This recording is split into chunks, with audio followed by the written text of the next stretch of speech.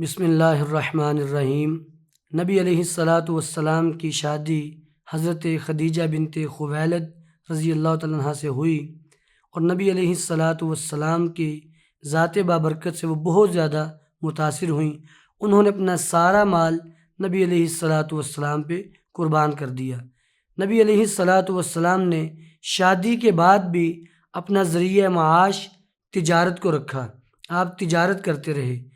نبی علیہ الصلاۃ والسلام نے اسی دوران تجارت کے اندر اچھا نام پیدا کیا، لوگ آپ کو صادق اور امین کے لقب سے جاننے لگے۔ آپ کی راست گوئی، آپ کی امانت داری، دیانت داری، سچائی، اس کے قصے مشہور ہونے لگے، حتیٰ کہ آپ ایک بہترین تاجر کی حیثیت سے مکے کے اندر ابھرے۔ نبی علیہ الصلاۃ والسلام آپ 25 سال سے لے کر 35 سال تک آپ تجارت میں مشغول رہے، اور جب 35 سال کو پہنچے اس وقت آپ نے خانہ کعبہ کی تعمیر میں حصہ لیا۔ خانہ کعبہ حضرت اسماعیل علیہ الصلاۃ والسلام کے دور سے اسی طرح چلا آ رہا تھا، اس کی دیواریں پھٹ چکی تھیں، اور پھر ایک سیلاب بھی آیا، اس سیلاب کا رخ خانہ کعبہ کی طرف تھا، جس بنا پر مشرکین مکہ کے لوگ، قریش، ان لوگوں نے سوچا کہ کیوں نہ ہم بیت اللہ کو دوبارہ تعمیر کریں، اور انہوں نے اعلان کر دیا کہ ہر شخص صرف اپنا پاکیزہ مال پیش کرے تاکہ بیت اللہ کو دوبارہ تعمیر کیا جا سکے۔ اب بیت اللہ کو پہلے گرانا ہے، پھر دوبارہ تعمیر کرنا ہے۔ اب اس کو گرائے کون؟ اب سارے ڈر رہے تھے، کسی کے اندر جرت نہیں تھی بیت اللہ کو گرائے۔ پھر ولید بن مغیرہ آگے بڑھا اور اس نے پہلی ضرب لگائی۔ جب لوگوں نے دیکھا کہ اس پہ کوئی آفت نہیں آئی، اسے کچھ نہیں ہوا، تو باقی لوگ بھی ساتھ شامل ہو گئے اور بیت اللہ کو گرا دیا گیا۔ اور دوبارہ پھر سب لوگوں نے اپنا مال جمع کیا، اور اس میں کوشش کی انہوں نے کہ سود کا مال نہ جمع کیا جائے، زنا کی اجرت نہ جمع کی جائے، حرام مال سے قطعاً پرہیز کیا جائے، حلال اور پاکیزہ مال جمع کیا جائے، اس کے ذریعے بیت اللہ کی تعمیر کی جائے گی۔ دو وجوہات کے علاوہ ایک وجہ اور بھی تھی، ایک تو سیلاب والا خطرہ، دوسرا اس کی دیواریں پھٹ چکی تھیں، تیسری ایک وجہ اور بھی تھی کہ بیت اللہ کے اوپر چھت نہیں تھی، اور کچھ چوروں نے اس بات کا فائدہ اٹھایا، بیت اللہ کے اندر رات کو گھس گئے، اور وہاں پہ جو پرانا قیمتی خزانہ اور اثاثہ پڑا ہوا تھا وہ اٹھا کر لے گئے۔ تو ان ضروریات کے پیش نظر یہ بات ضروری تھی کہ اس کو دوبارہ تعمیر کر دیا جائے۔ اب نبی علیہ الصلاۃ والسلام آپ نے بھی اس تعمیر میں حصہ لیا، آپ بھی اپنے چچاؤں کے ساتھ پتھر اٹھا اٹھا کے لاتے۔ اس میں ایک بہت اہم واقعہ ہے جو آپ کی حیا سے تعلق رکھتا ہے کہ آپ کتنے حیادار تھے، نبوت ملنے سے پہلے بھی آپ کتنے شرمیلے تھے۔ جب نبی علیہ الصلاۃ والسلام پتھر اٹھا کے لا رہے تھے تو آپ کے چچا حضرت عباس رضی اللہ تعالیٰ عنہ، انہوں نے نبی علیہ السلام سے کہا کہ بھتیجے، آپ اپنے تہمت کو اپنے کندھے پہ رکھ لیں تاکہ پتھر آپ کو نقصان نہ پہنچائے، آپ کی جلد جو ہے اس پہ رگڑ نہ آئے۔ نبی علیہ الصلاۃ والسلام جیسے ہی آپ نے اپنا تہمت اوپر کیا تو آپ گر پڑے نیم بے ہوشی کی حالت میں، اور آنکھیں آسمان کی طرف اٹھ گئیں۔ کچھ دیر بعد آپ جلدی سے کہا میرا تہمت، میرا تہمت، اور آپ کو تہمت لپیٹ دیا گیا، اور اس کے بعد کسی نے آپ کی شرمگاہ کو نہیں دیکھا۔ آپ ہمیشہ اپنے ستر کا خیال رکھا کرتے تھے۔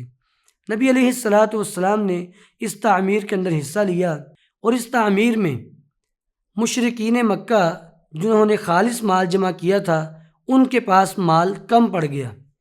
مال کی کمی کے باعث ان لوگوں نے بیت اللہ کو جو شمالی حصہ تھا، شمالی حصے میں آج بھی شمال سے 6 ہاتھ اندر کی طرف انہوں نے دیوار بنا دی، 6 ہاتھ حصہ چھوڑ دیا، جس کو حتیم کہا جاتا ہے۔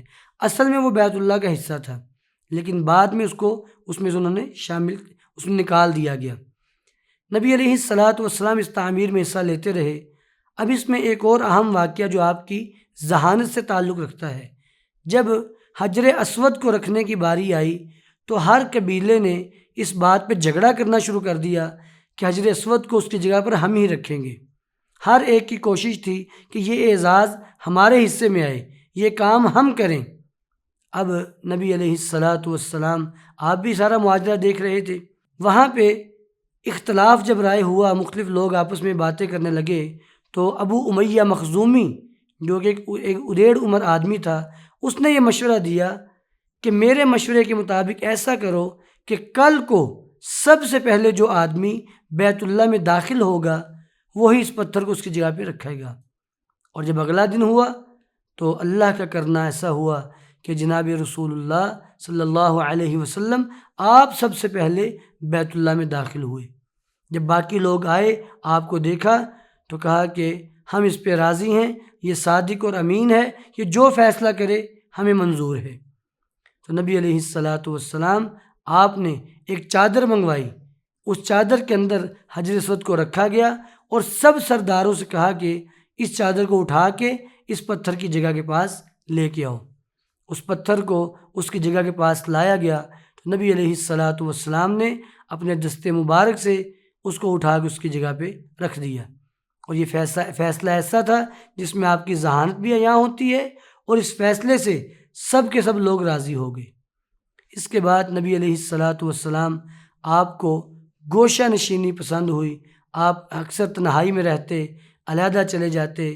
اکثر ایسے ہوتا کہ آپ کچھ دن کا راشن لے کے غار حرا میں چلے جاتے۔ نبی علیہ الصلاۃ والسلام کی نبوت سے پہلے والی زندگی اگر اس کا اجمالی طور پہ ہم خاکہ پیش کریں تو وہ کچھ اس طرح ہے کہ نبی علیہ الصلاۃ والسلام بچپن ہی سے، نبی بننے سے پہلے تک آپ نے نہ کبھی شراب کو منہ لگایا، نہ کبھی جھوٹ بولا، ہمیشہ سچ بولتے، حتیٰ کہ آپ کی سچائی اور امانت کی گواہی لوگ دیا کرتے تھے۔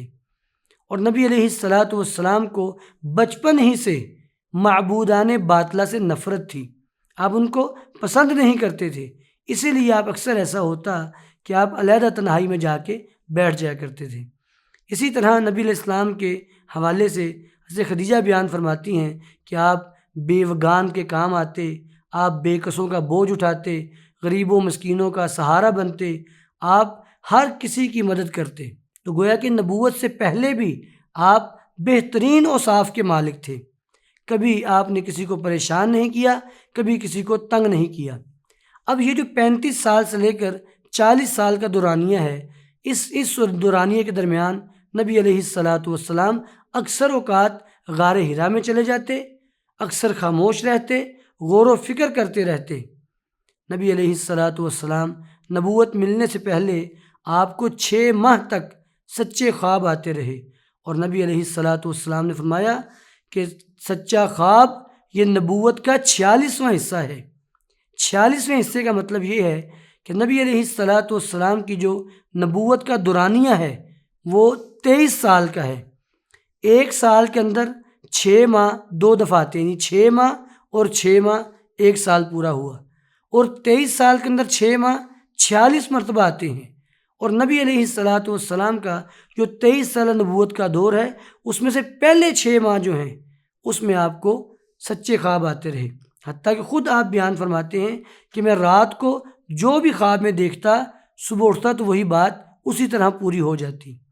نبی علیہ الصلاۃ والسلام اکثر ستو لے کر غار حرا میں تشریف لے جاتے اور وہاں کئی دن گزارتے، اور جب کھانا راشن ختم ہو جاتا پھر آپ واپس آ جاتے۔ ایک دن اسی طرح نبی علیہ الصلاۃ والسلام غار حرا کے اندر تشریف فرما تھے کہ آپ کے پاس پہلی وحی آئی، حضرت جبرائیل امین وہ علیہ الصلاۃ والسلام پہلی وحی لے کے آئے۔ نبی علیہ السلام سے کہا اقرأ، پڑھیے۔ آپ نے فرمایا ما انا بقارئ، میں پڑھا ہوا نہیں ہوں۔ تو انہوں نے آپ کو پکڑا اور بھینچا، ایسے بازو میں لے کے تھوڑا سا دبایا اور پھر کہا اقرأ، پڑھیے۔ آپ نے پھر وہی جواب دیا کہ میں پڑھا ہوا نہیں ہوں۔ انہوں نے پھر آپ کو دبایا، گویا کہ 3 مرتبہ یہ معاملہ ہوا، اور پھر تیسری مرتبہ کہا اقرأ بسم ربک الذی خلق خلق الانسان من علق، یعنی سورہ اقرأ کی پہلی 5 آیات وہ آپ کو پڑھ کے سنائیں۔ یہ نبی علیہ الصلاۃ والسلام پر وحی کی ابتدا تھی، اور یہاں سے آپ کا نبوی دور، نبوت والا دور شروع ہوتا ہے۔ نبی علیہ الصلاۃ والسلام آپ اس وحی کے بعد گھر کی طرف نکلے، راستے میں آپ نے حضرت جبرائیل علیہ الصلاۃ والسلام کو ان کی اصل حالت میں دیکھا۔ جبرائیل امین علیہ الصلاۃ والسلام ان کو نبی علیہ السلام نے اپنی پوری زندگی میں 2 مرتبہ اصلی حالت میں دیکھا ہے۔ ایک مرتبہ جب پہلی وحی کے بعد آپ گھر تشریف لا رہے تھے تب، اور دوسری مرتبہ معراج کی رات اس واقعے میں۔